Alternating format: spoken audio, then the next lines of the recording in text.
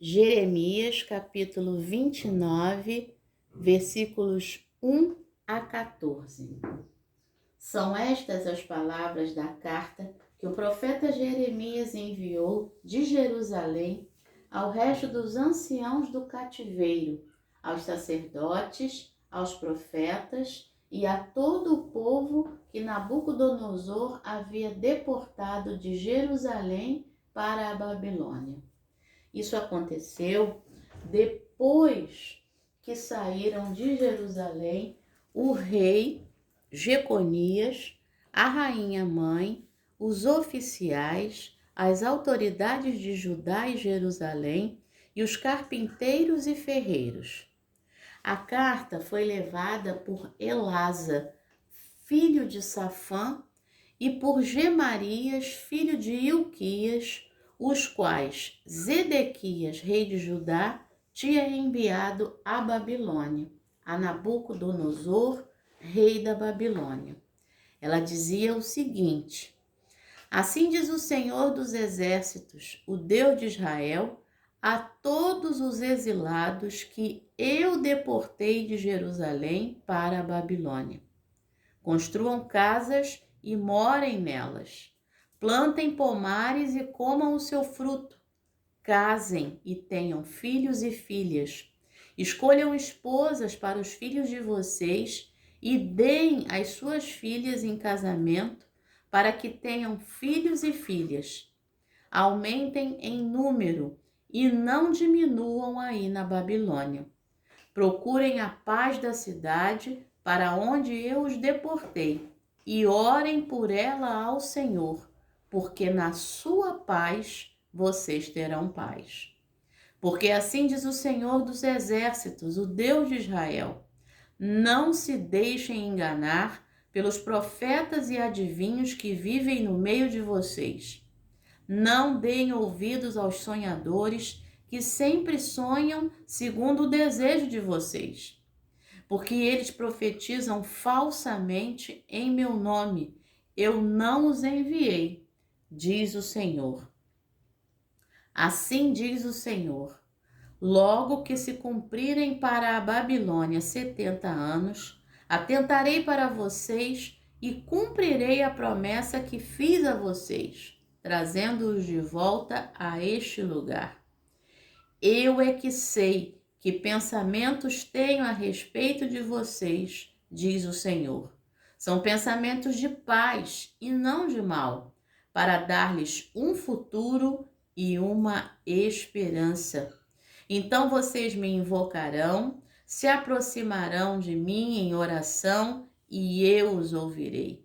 Vocês me buscarão e me acharão quando me buscarem de todo o coração. Serei achado por vocês, diz o Senhor, e farei com que mude a sorte de vocês. Eu os congregarei de todas as nações e de todos os lugares para onde os dispersei, diz o Senhor, e trarei vocês de volta ao lugar de onde os mandei para o exílio.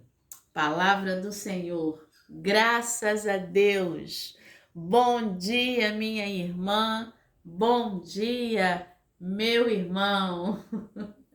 Hoje é dia 1º de dezembro de 2022, é sexta-feira, desculpe, é quinta-feira.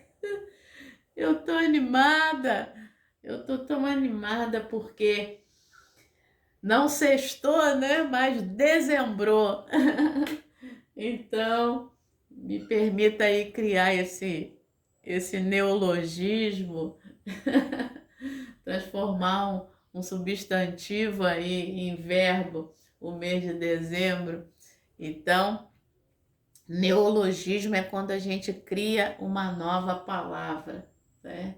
Neo vem de neos, que é a palavra novo em grego, e logismo vem de logia, né? Que é uma palavra, um discurso, um ensinamento. Então, aula de grego já no início da meditação, pois é. Então, estamos em dezembro. É um mês lindíssimo, dia 4 meu irmão Marco faz aniversário. Ontem ele fez a sua qualificação de mestrado e aí a gente está muito feliz, né? Porque daqui a pouco aí mais um mestre na família.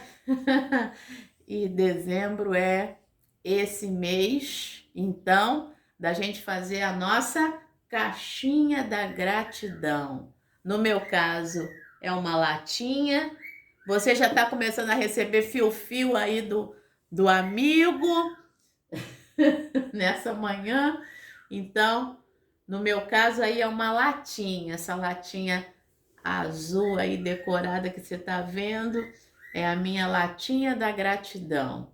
E hoje pela manhã eu abri para poder renovar e há lá alguns agradecimentos. E eu quero ler para você um que eu tirei e que vem falar, né, ao nosso coração nessa manhã. Diz assim: agradeço porque tenho um Deus que fala. Não é por obrigação, é por prazer. Pois é. Nessa manhã que a gente possa agradecer juntos e juntas por um Deus que fala. E não é por obrigação, é por prazer. Esse Deus que tem prazer, né, de se entregar a nós, de estar na nossa companhia, nós que não merecemos nada dele, mas ele por amor vem até nós, né, e ele fala. E hoje ele está falando aí a partir da carta de Jeremias, aí no capítulo 29, né? Você vai ter bastante fio-fio aí. Muito bem, então, este é o dia que nos fez o Senhor, nós nos alegramos e nos regozijamos nele. Salmo 118, verso 24. Acordamos, deitamos, acordamos, porque o Senhor nos sustentou. Salmo 3, verso 5. E esse é o dia que nos fez o Senhor, né? As misericórdias do Senhor se renovaram nessa manhã, porque as suas misericórdias não têm fim. Grande é a sua fidelidade. Lamentações capítulo 3, verso 22 e 23. Então, meu irmão e minha irmã, o que está acontecendo em Jeremias capítulo 29? Jeremias faz uma carta àqueles que estão cativos lá na Babilônia. Então, no caso aqui, Jeremias envia de Jerusalém. Então, Jeremias aqui está em Jerusalém, não está na Babilônia, e ele envia ao resto dos anciãos do cativeiro, né, e a todo o povo que Nabucodonosor havia deportado de Jerusalém para a Babilônia. Você está vendo? A gente vai lendo o texto e a gente vai, com uma leitura atenta, observando tudo que está acontecendo. Então, quando você for ler a Bíblia, preste atenção nisso. A gente tem nomes de pessoas, tá? A gente tem o Jeremias, a gente tem referência a pessoas, né? Nós temos aí o resto dos anciãos, sacerdotes, profetas, todo o povo. A gente tem Nabucodonosor, a gente tem lugares, Jerusalém e Babilônia. Então, e agora a gente tem o aspecto temporal. Isso aconteceu, verso 2, depois que saíram de Jerusalém, o rei Jeconias, a rainha mãe, os oficiais, as autoridades de Judá e Jerusalém e os carpinteiros e ferreiros. Você tá vendo? Quanta riqueza, né? Quanta riqueza de informações a gente tem em um texto. Então, é isso que eu te sugiro, né? Esse é o desejo do meu coração e creio que o desejo do coração de Deus também. Ao ler um texto bíblico, observe as informações que esse texto traz para você, além da mensagem que Deus quer falar ao teu coração. Então, até esse momento, a gente está só observando informações, só que isso vai nos ajudar a perceber o texto de uma melhor maneira, né? E aí, no verso 3, a carta foi enviada por uma pessoa, né, que é Elasa, filho de Safã, Gemarias, filho de Ilquias. E aí, se você é um estudioso da Bíblia, você conhece já esses nomes, Safã e Ilquias, né? Você vai ver que isso está lá no segundo livro dos Reis, capítulo 22, lá no reinado de Josias, né? Quando Josias vai achar o livro da lei, né? O Safã, o Ilquias acharam lá o livro da lei, né? Então você encontra isso no segundo livro das Crônicas, capítulo 34, e você encontra isso no segundo livro dos Reis, capítulo 22. Tá vendo? Então, aí você pode ficar assim, nossa, mas a cabeça da Alessandra pensa um monte de coisa. Porque quanto mais a gente vai lendo a Bíblia, mais a gente vai guardando essas informações. Então, o tempo agora já é o tempo da próxima geração, dos filhos, tanto do Safã como do Ilquias, os quais Zedequias, rei de Judá, tinha enviado à Babilônia a Nabucodonosor. Então, o Zedequias envia, né, a carta através do Elasa e do Gemarias, né, para lá, e a carta vai. E dizia o seguinte, agora sim: assim diz o Senhor dos Exércitos. E quando eu estava lendo, você reparou que essa é a expressão que vai aparecer? Assim diz o Senhor, assim diz o Senhor, assim diz o Senhor. E assim diz o Senhor dos Exércitos, o Deus de Israel. Então, são expressões que vão aparecer. E aí, o que o Senhor está dizendo? Aos exilados que eu deportei. Quem é que deportou? Foi o Nabucodonosor? Não, foi o Senhor. Nabucodonosor foi um instrumento. Coisas acontecem na nossa vida porque é Deus que as realiza. As pessoas são instrumentos. E o exílio aconteceu para que o povo aprendesse.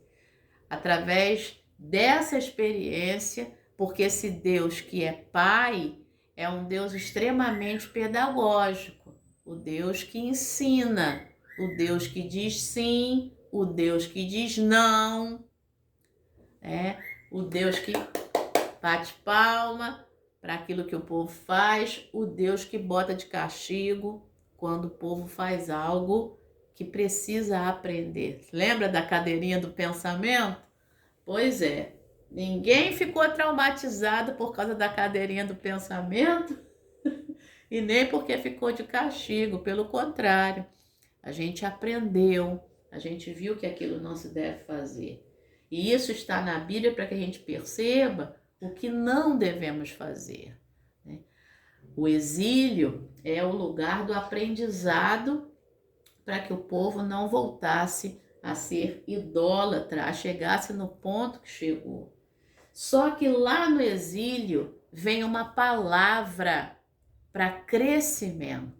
Construam casas, morem nelas, plantem pomares, comam seu fruto, casem, tenham filhos, né? Escolham esposas para os filhos, deem as filhas em casamento, aumentem em número e não diminuam aí na Babilônia. Ou seja, você está numa situação de enfrentamento, agora sim vamos aplicar essa palavra para a gente. Você está numa situação de enfrentamento, meu irmão e minha irmã, cresça no meio dessa situação de enfrentamento. O crescimento aqui é construa casa, more nela, plante pomares, coma o fruto, case, tenha filhos, dê seus filhos em casamento. Tá vendo? cresçam e não diminuam. Cresça no meio do enfrentamento e não diminua, porque o enfrentamento é para você crescer.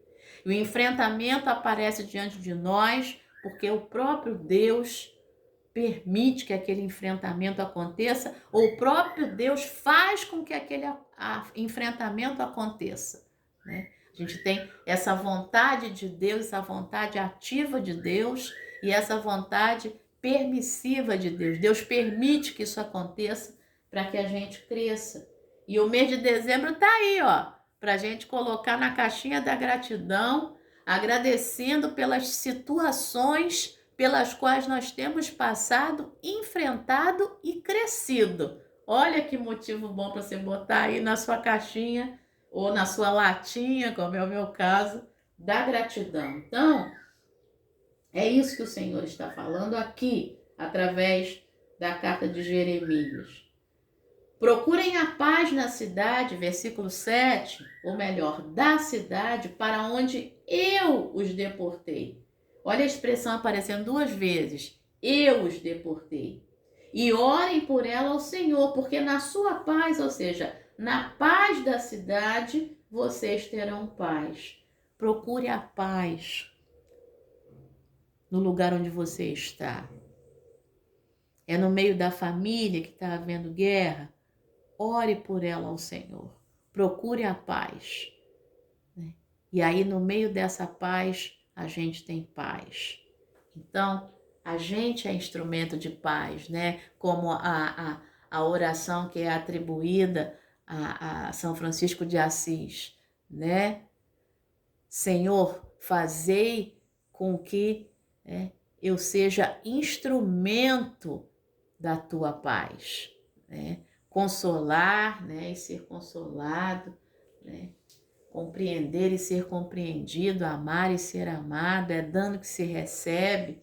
Então, fazer com que eu seja um instrumento da paz. Então, eu e você estamos aqui para isso, meu irmão e minha irmã. E aí o verso 8, porque assim diz o Senhor dos Exércitos, Deus de Israel, não se deixem enganar pelos profetas e adivinhos que vêm no meio de vocês. Não deem ouvido aos sonhadores, que sonham segundo o desejo de vocês. Então, ouça a Deus, né? Não ouça o seu desejo. Lembra do segredo, João 15:7? Pois é.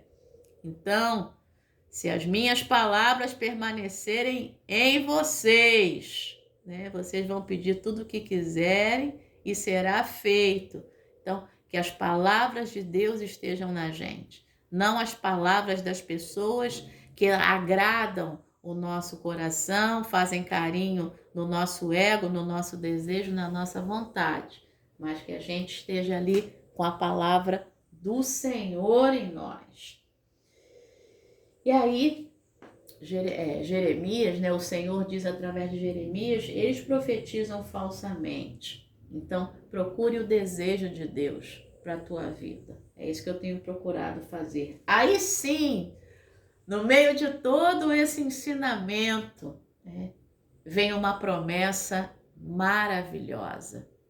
Talvez desse versículo 29, o que você conheça, né, que são os versículos mais famosos, são os que vêm agora, verso 11 ao verso 14. Mas olha a caminhada que foi feita até chegar lá, né? É uma caminhada boa aí. Então, que a gente esteja aberto para ouvir o que Deus quer, que a gente saiba que é Deus que realiza em nossas vidas, é Deus que permite em nossas vidas o enfrentamento, né, pelos quais nós passamos, os enfrentamentos, precisamos enfrentar de peito aberto e crescer no meio do enfrentamento. E aí vem o verso 11 em diante. Eu é que sei, eu gosto disso. Não sou eu e você não. Meu irmão e minha irmã, é o Senhor. Eu é que sei que pensamentos tenho a respeito de vós. E pensamentos aqui no sentido de planos, de projetos. Então, palavra boa para 1º de dezembro, para já ir preparando a gente para o 1º de janeiro, né, do ano que vem. Eu é que sei que pensamentos, que planos, que projetos tenho a respeito de vocês, diz o Senhor. São pensamentos, planos, projetos de paz e não de mal, para dar-lhes um futuro e uma esperança. Ele tem futuro e tem esperança para mim e para você. Diz o Senhor, então vocês me invocarão, se aproximarão de mim em oração e eu os ouvirei. Diante de toda essa caminhada dos enfrentamentos, de entender a vontade de Deus, de fazer a vontade de Deus, de entender os planos e projetos dele, aí sim, vamos invocá-lo, vamos nos aproximar dele em oração, ele nos ouvirá. Vocês me buscarão e me acharão, quando me buscarem de todo o coração. Poxa, meu irmão e minha irmã, quando a gente faz toda essa caminhada, a gente busca Deus de todo o coração, assim, a gente aprende e a gente entende e a gente busca. E ele diz, serei achado por vocês, diz o Senhor, e farei com que mude a sorte de vocês.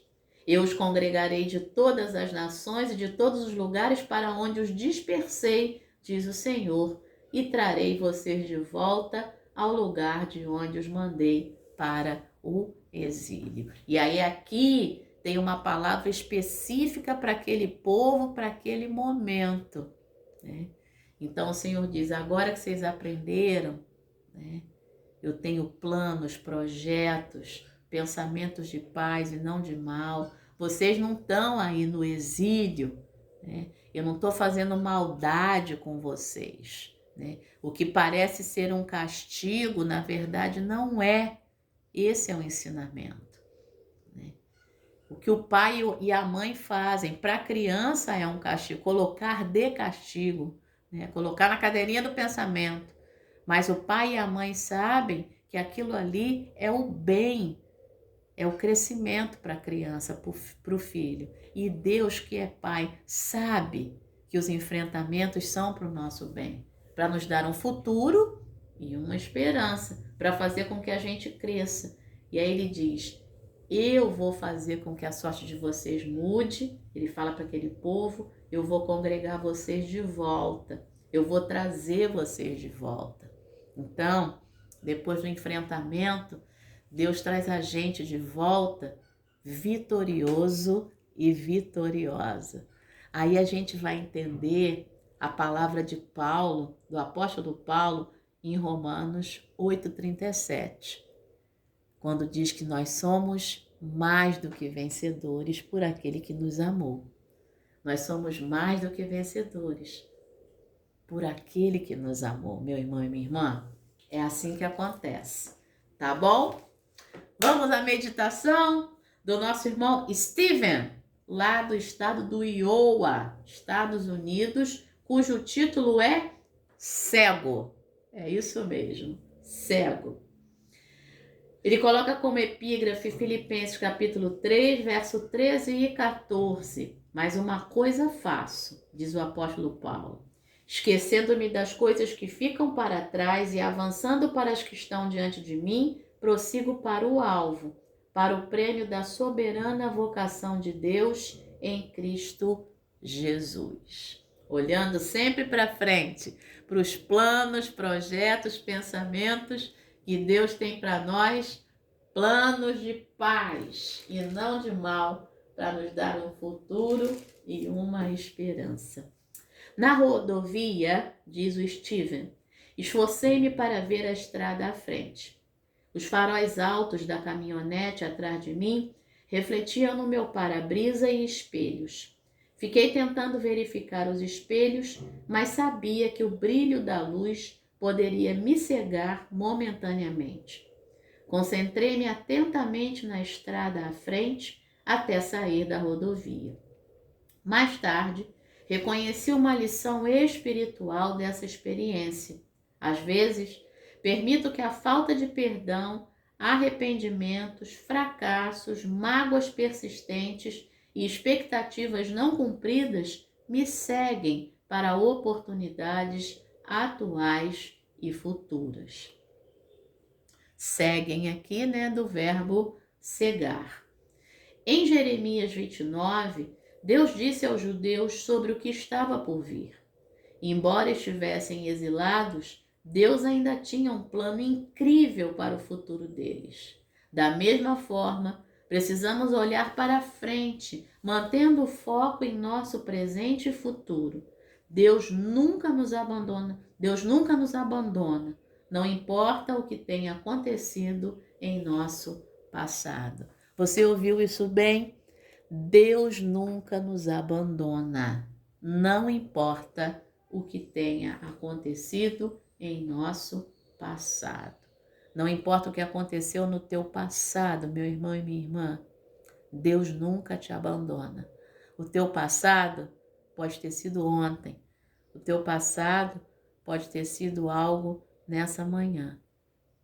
E agora você está ouvindo essa palavra. Teu passado pode ser uma coisa de 10 anos atrás que você vem arrastando, de 20 anos. Não importa o que tenha acontecido no teu passado. Deus nunca te abandona. Oração. Deus fiel, ajuda-nos a liberar nosso passado para que possamos nos concentrar em teus planos para nós hoje. Oramos como Jesus nos ensinou, dizendo, e aí ore comigo o Pai Nosso. Se você usa a segunda pessoa do plural, vós. Se você usa a primeira pessoa do plural, tu, ore comigo, da forma como você sente no seu coração.